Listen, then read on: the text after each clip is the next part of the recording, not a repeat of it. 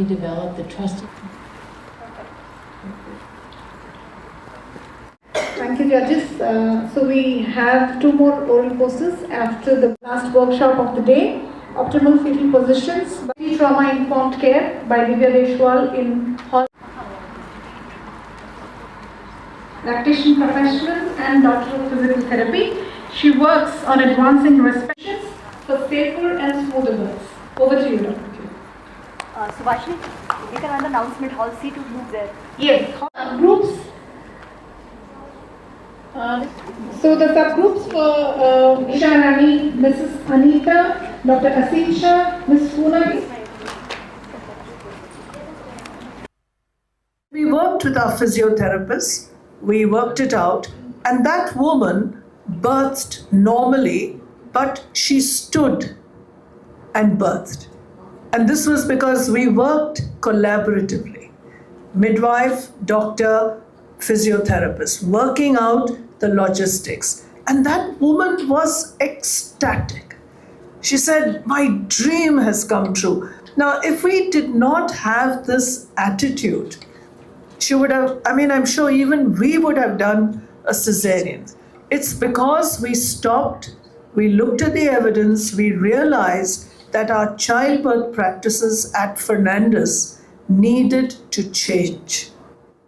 And that's why we are so committed to better birth experience.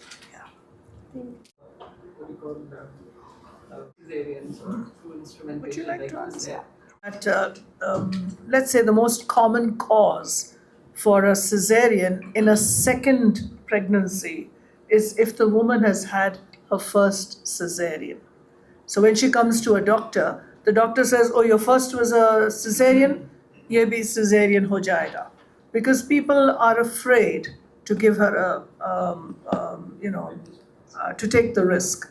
So our approach is, can we avoid the first unnecessary cesarean? That's just a very small example of the impact it has. And that's a public health issue, because with every cesarean, she's putting her life at risk. Okay? Now Pallavi can take over. Discuss both the clinical audit as well as the women's experience part of it. So we have done two of them. For the clinical one, what we did, we took out the 11 years data and we checked all these 100,000 women who birthed with us and divided them into low risk and high risk. And we looked at low risk mothers as such, who were taken care by the midwives and who were taken care by the doctors. So when we analyzed this data, we realized that in the doctors group, the interventions were more, like giving a cut called episiotomy, or the skin to skin contact, that was less. So delayed cord clamping was less. So there was, these two groups were divided. So in these two groups, we found that there was a major difference, which is statistically significant. This is for low risk mothers, I'm not saying it's for an entire population. That's where we realized that probably the low risk mothers are better in hands of a midwife than in hands of a doctor. Definitely. Yeah. And we have realized that at some point of time, we realized that we were not listening to what mothers were feeling. So once they birthed, we started giving them out the experience-based audit questions and asked them, how was your experience during labor? Was care provided? So we saw that there was little changes in answers when compared to induction of women versus spontaneous birth. So cesarean section versus a vaginal birth. So there's definitely a change in birthing experience, because somehow they feel that we've tried for a long time, but still we had a cesarean section. Again, in that group, if it was communicated well, it was transparent and there was no doubts about the indication for a cesarean section, the unhappiness rates were very less because they knew everything. They're transparent. And you always have a birth companion with you in the labor room. And even when we do a cesarean section, the husband accompanies her into the theatre. So for those things, we realized that the communication part and everything was fine. But when you look at the overall experience, obviously the low risk women were a little less satisfied when they had a cesarean section when compared to high risk women. High risk women were probably prepared that, I had so many medical problems, but they were very happy when they had a vaginal birth. So clinical and as well as experience outcomes is what we are looking at now, because we realized that we only looked at what we wanted to look at. We never looked at from their perspective. Now we started looking at from their perspective. Just coming to us, in Egypt, women would go by the Red Sea all those years ago and naturally give birth in water. Michael Oden in France, the first water birth was in 1803. We started water births in the UK quite a long time ago now, say in the 1980s. So we brought the concept to India, because why should our Indian women and their families not enjoy that? But it's with training and with hydrotherapy we've seen, and the research also shows that a woman having hydrotherapy, her experience is more positive, and she may not need any higher drugs like an epidural or further, and she's more in control. Hydrotherapy gives her a sense of control. The episiotomy rates are down because she's in water, and also her experiences are much better. We select women choosing these options, and babies are also more relaxed. In Fernandez itself, we've had over 800 hydrotherapies and 430 plus water births now from 2017.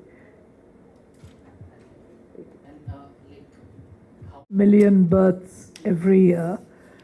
Hydrotherapy is not even 0.01% of our mothers. It's the logistics.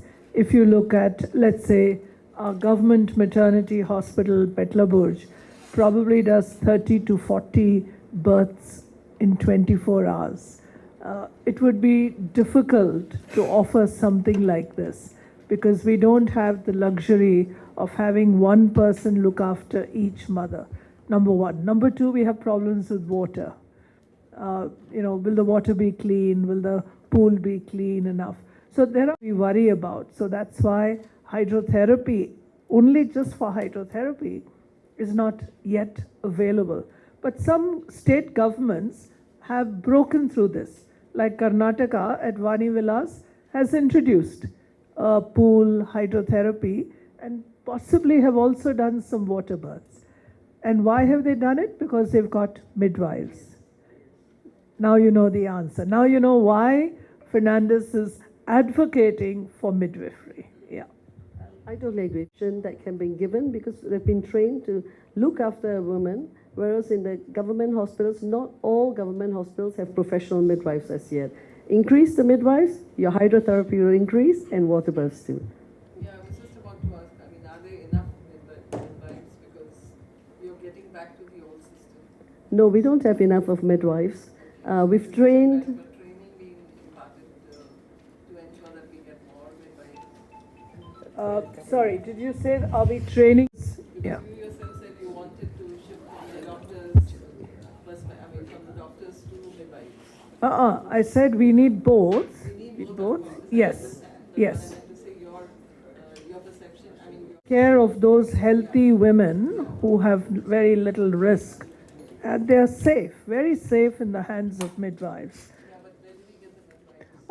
If the state governments can train their nurses and establish midwifery training schools, then we would have enough midwives in this country. The problem is there has to be political will and an open mind to embrace evidence. Because in countries where you have a strong midwifery cadre, you have fewer C-sections, and maternal deaths and newborn deaths are very, very much lowered. అందరికీ నమస్కారం. నా పేరు doctor ఇటు చూడాలా అన్ని ఇలా తిరుగుతుంది. అందరికీ నమస్కారం. నా పేరు డాక్టర్ పల్లవి. నేను కన్సల్టెంట్ ఆబ్స్టిట్రిషియన్ని, ఫర్నాండెస్ ఆబ్స్టిక్స్ డిపార్ట్మెంట్కి head of the department and ఈ కాన్ఫరెన్స్కి ఆర్గనైజింగ్ సెక్రటరీని. సో ఈ year theme is reimagining child birth, call for a change. అంటే ఈ బర్తింగ్ ఎక్స్పీరియన్స్ని ఎలా మనం తల్లికి బిడ్డకు ఫ్యామిలీకి సేఫ్గా చేయగలము, ఎంజాయబుల్గా చేయగలమని డిస్కస్ చేస్తున్నాం. సో ఏమేమైతే ఇంటర్వెన్షన్స్ మనము పెరుగుతూ వెళ్తున్నాయో, ఎలాగైతే మనకు సిజేరియన్ సెక్షన్స్ ఎక్కువ అవుతున్నాయో, ఎలా మనము చైల్డ్ బర్త్ ప్రాక్టీసెస్ని మళ్ళీ వెనక్కి వెళ్ళి రీవిజిట్ చేసుకొని జరుగుతున్న ఇంటర్వెన్షన్స్ని ఛాలెంజ్ చేసి క్వశ్చన్ చేసి ఎలా వాటన్నిటిని తగ్గించి నార్మల్ డెలివరీలు ఇంప్రూవ్ చేసుకుంటూ ఆ తల్లికి ఆ ఫ్యామిలీకి మంచి ఎక్స్పీరియన్స్ ఇవ్వగలం అనేది దాని చుట్టూ ఆ థీమ్ చుట్టూ ఈ వర్క్షాప్స్ కానీ ఈ కాన్ఫరెన్స్ కానీ అరేంజ్ చేయడం జరిగింది. సో ఇవాళ వర్క్షాప్లో 100 డెలిగేట్స్ ఉన్నారు, రేపు కాన్ఫరెన్స్లో 300 డెలిగేట్స్ ఉన్నారు. 2 ఫారిన్ స్పీకర్స్ వచ్చారు ఫ్రమ్ ఆస్ట్రేలియా. ఒకళ్ళు ప్రొఫెసర్ హ్యానా డాలన్, తను చాలా సీనియర్ మిడ్ వైఫ్, సో తన ఎక్స్పీరియన్సెస్ షేర్ చేసుకుంటూ తన టీచింగ్స్ మనతో షేర్ చేసుకుంటున్నారు. ఇంకొకరు డాక్టర్ కర్స్టన్ స్మాల్, తను ఒక ఆబ్స్టిట్రిషియన్. తను చైల్డ్ బర్త్ ప్రాక్టీసెస్ ఎలా జరుగుతున్నాయి, ఎలా మనం ఎక్కువ ఇంటర్వెన్షన్స్ చేసుకుంటూ కంటిన్యూస్గా బేబీ హార్ట్ బీట్ మానిటరింగ్ చేసుకుంటూ సిటీజీ ప్రాక్టీసెస్ ఎక్కువ ఎలా అయిపోయాయి, దానివల్ల సిజేరియన్ సెక్షన్స్ ఎలా ఎక్కువ అయ్యాయి, లో రిస్క్ మదర్స్ని మనం లేబర్ రూమ్లో ఇంటర్మిటెంట్గా హార్ట్ బీట్ వినుకుంటూ ఎలా మేనేజ్ చేయొచ్చు అని ఎవిడెన్సెస్ డిస్కస్ చేస్తున్నారు. అండ్ ఇవన్నీ ఎవిడెన్స్ బేస్డే ఉంటాయి, ఏది అలా పైన చెప్పడం కాకుండా ఎవిడెన్స్ బేస్డ్ ప్రాక్టీసెసే డిస్కస్ చేసుకుంటూ అలాగే వాటి వల్లనే న్యాచురల్ బర్త్కి ఎలా మనం హెల్ప్ చేయగలం అనేది థీమ్ ఆఫ్ ద కాన్ఫరెన్స్.